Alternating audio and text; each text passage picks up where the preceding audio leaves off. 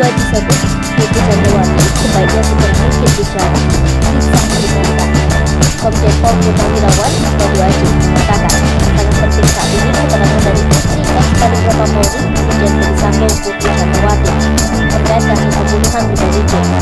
Hal ini lantaran Putri Chandrawati berada di dua tempat kejadian perkara, kasus Brigadir J yang di Magelang, Jawa Tengah dan di rumah dinas pendidikan Jakarta Selatan.